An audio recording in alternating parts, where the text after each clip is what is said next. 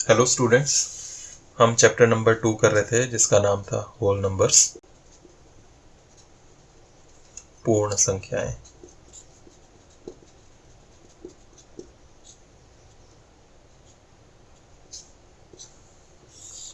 और इसकी हम एक्सरसाइज 2.1 कर चुके हैं। अब इसके बाद नेक्स्ट जो एक्सरसाइज है उसके लिए हम होल नंबर्स की कुछ प्रॉपर्टीज देखेंगे। प्रॉपर्टीज यानी कि गुण। होल नंबर्स में क्या खास बातें होती हैं, पूर्ण संख्याओं में क्या खास बातें होती हैं, वो देखेंगे हम। तो इसमें वही प्रॉपर्टीज मैं यहाँ पर ले रहा हूँ जो आपको एक्सरसाइज में काम आने वाली है। बाकी डिटेल में हम जब स्कूल खुलेंगे उसके बाद कर लेंगे। तो सबसे पहले जो हम प्रॉपर्टी की बात कर रहे हैं उसका नाम है कम्यूटेटिविटी। कम्यूटेटिव प्रॉपर्टी भी कह सकते हैं या कम्यूटेटिविटी। हिंदी में कहते हैं क्रम विनिमेयता। क्रम विनिमेयता। तो क्रम विनिमेयता या कम्यूटेटिविटी का मतलब क्या है कि अगर मैं एक होल नंबर ये 2 लूँ, एक 5 लूँ, इनको प्लस करना हो तो क्या बनता है? तो 2 + 5 7। लेकिन अगर हम इसका क्रम चेंज कर दें, क्रम, ऑर्डर, यानी कि 5 पहले लिख दूँ 2 बाद में, तब क्या बनेगा? तो तब भी ये 7 बनेगा। तो आप देख रहे हैं कि यहाँ पर दोनों तरीकों से ये सॉल्यूशन आंसर सेम आ रहा है, चाहे 2 + 5 करो चाहे 5 + 2 करो। तो इसे हम क्रम विनिमेयता कहते हैं, कम्यूटेटिविटी कहते हैं। तो ये कम्यूटेटिविटी एडिशन में भी चलती है और मल्टीप्लिकेशन में भी। मल्टीप्लिकेशन में भी देख लो, 3 × 6 18, और इसको उल्टा लिखें 6 × 3 तो भी 18। तो ये है होल नंबर्स की कम्यूटेटिविटी, क्रम विनिमेयता, कि किसी भी क्रम में हम जोड़ें चाहे किसी भी क्रम में गुणा करें आंसर सेम आता है। तो इसे हम कम्यूटेटिविटी कहते हैं, क्रम विनिमेयता कहते हैं। नेक्स्ट जो है वो है एसोसिएटिविटी।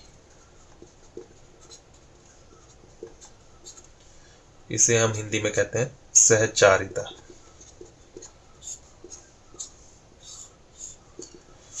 सहचारिता में हम 2 से ज़्यादा नंबर्स की बात करते हैं, जैसे 2 + 5 + 8। अब इन सबको प्लस करना है तो कहाँ से करोगे शुरू? तो कहीं ना कहीं से तो शुरू करना पड़ेगा। तो उसके लिए हम इन 2 को ले लेते हैं पहले। तो 2 और 5 कितना हो गया? 7। अब 7 में 8 और जोड़ना है, 7 + 8 15। लेकिन अगर इसी को इस तरह से देखें कि हम इस तरफ से शुरू ना करके इन 2 को पहले जोड़ते हैं, तो 8 और 5 13, और उसमें फिर ये 2 ऐड करना है, तब भी ये आंसर 15 आए। तो इसे हम सहचारिता या एसोसिएटिविटी कहते हैं, कि हम इसको जब 2 से ज़्यादा नंबर्स हैं तो उनको जोड़ने के लिए किसी भी साइड से शुरुआत कर सकते हैं, किन्हीं भी 2 को हम पहले ले सकते हैं। 2 + 5 किया 7, फिर उसमें 8 ऐड किया 15, या 5 + 8 कर लिया पहले 13 और उसमें 2 जोड़ा तो ये 15, तब भी दोनों में सेम आया। इसी तरह से मल्टीप्लिकेशन में भी ये होगा, 3 × 2 × 5 इसको करना है तो इसको पहले कर लेते हैं। 3 दूनी 6, 3 2 6, 6 में फिर 5 को मल्टीप्लाई करना है तो 6 5 30। या दूसरी साइड से करें, इन दोनों को पहले कर लें, 2 5 10, और फिर इसको 3 से मल्टीप्लाई करें, 2 5 10, 10 3 30, 2 5 10, 10 3 30। तो दोनों तरीकों से आंसर सेम आ रहा है। तो ये जो प्रॉपर्टीज़ हैं ये हैं यहाँ होल नंबर्स की प्रॉपर्टीज़। इसी तरह से अभी एक और बात करेंगे हम, लेकिन ये ध्यान रखना कि ये सिर्फ एडिशन और मल्टीप्लिकेशन में हो रही है, प्लस में और गुणा में। तो सिर्फ जब प्लस होगा, मल्टीप्लाई होगा, तभी हम इनको यूज़ कर पाएंगे। अगर माइनस हो तो 2 - 5 अलग चीज़ है और 5 - 2 अलग चीज़ है। इसी तरह से अगर डिवाइड होता तो भी 3/6 अलग चीज़ है और 6/3 अलग चीज़ है। तो माइनस और भाग जो आ रहे हैं इनमें ये प्रॉपर्टीज नहीं चलेगी। इसके बाद थर्ड प्रॉपर्टी है डिस्ट्रीब्यूटिविटी।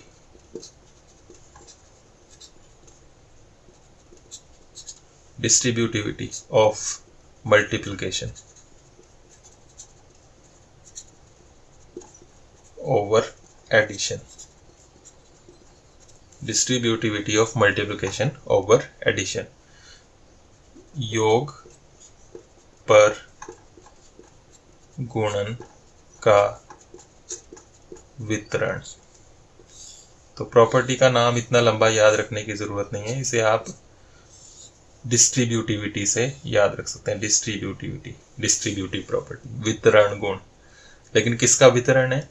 योग पर गुणन का, एडिशन पर मल्टीप्लिकेशन का। कैसे? इसके लिए हम इस तरह से देखते हैं कि 2 मल्टीप्लाइड बाय 5 प्लस 3, ये है आपके पास। तो अब ब्रैकेट यहाँ लगा है तो इसको पहले प्लस करना है, तो 2 ऐसे ही रखेंगे, मल्टीप्लाई 5 प्लस 3 बना 8। अब मल्टीप्लाई करना है, 8 2 जार 16 आंसर आया। लेकिन ये जो प्रॉपर्टी है ये क्या कहती है? इस तरह से तो कर ही सकते हैं, लेकिन अगर इस प्रॉपर्टी का यूज करना है तो हम बोल रहे हैं यहाँ पर कि योग पर गुणन का वितरण। ये जो योग है इस पर इस गुणा को वितरित कर सकते हैं, डिस्ट्रीब्यूट कर सकते हैं मल्टीप्लिकेशन को एडिशन में। तो ये दोनों में बांट सकते हैं। डिस्ट्रीब्यूट करना या वितरण करने का मतलब है बांटना। तो ये 2 को हम इस 5 के साथ भी और इस 3 के साथ भी, दोनों के साथ हम इस मल्टीप्लाई को, इस गुणा को बांट सकते हैं। कैसे? 2 को 5 से भी और 2 को 3 से भी, बीच में वही प्लस ही रहेगा। तो 2 को 5 से भी गुणा कर सकते हैं, 2 को 3 से भी। तो क्या बनेगा? 2 5 जार 10 और ये 2 3 जार 6, 2 3 6 और बीच में प्लस, तब भी आंसर वही आएगा 16। तो इसे हम डिस्ट्रीब्यूटिविटी या वितरण गुण कहते हैं। एक और इसका एग्जाम्पल देख लेते हैं। 4 मल्टीप्लाइड बाय, या 14 लेता हूँ मैं, एक बड़ा नंबर लेता हूँ, मल्टीप्लाइड बाय 97 प्लस 3।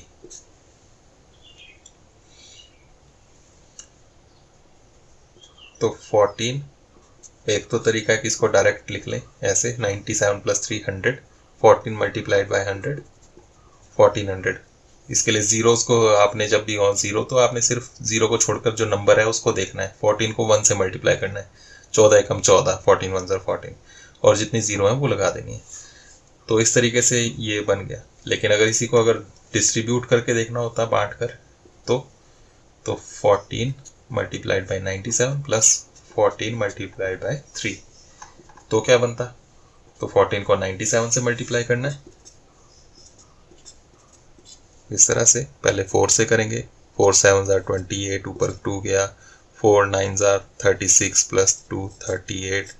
फिर आप 1 से करेंगे 7 9, फिर इनको आप प्लस करेंगे 8 8 7 15, 9 3 12 और 1 13, 1 3 5 8 प्लस ये इनका बना। अब इसको भी 14 3 ज़ार 42। अब इनको प्लस करना है, 8 और 2 10, 5 और 4 9 और 1 10, फिर 3 और 1 4, फिर 1।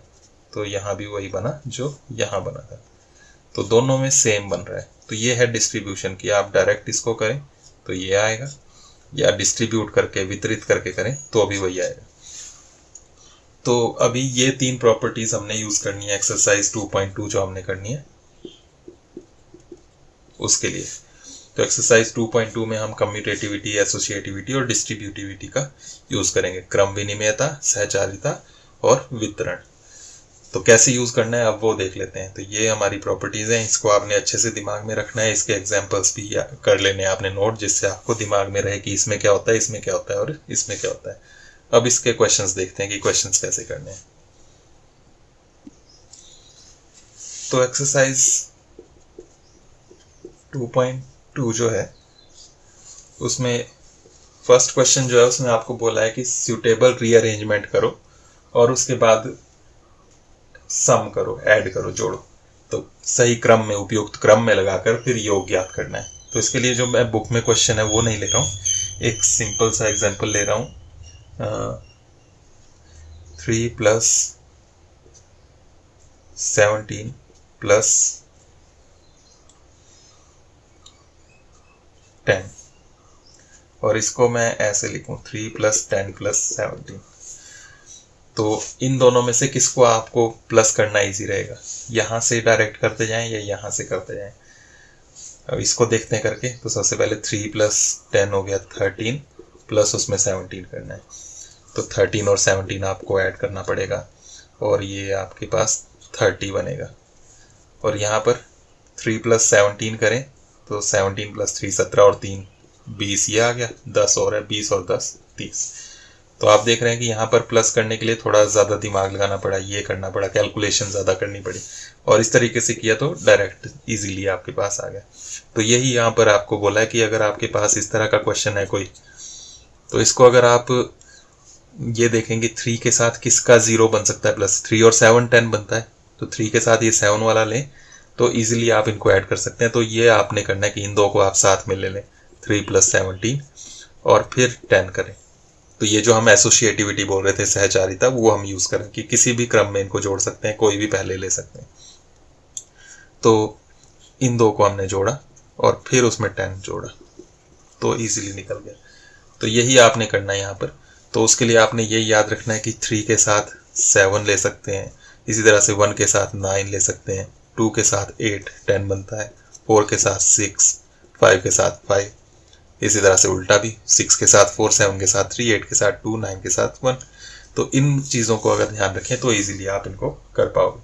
तो इसमें क्वेश्चन क्या है, इसमें ए पार्ट जो आपको दिया हुआ है वो है 837 + 208 + 363।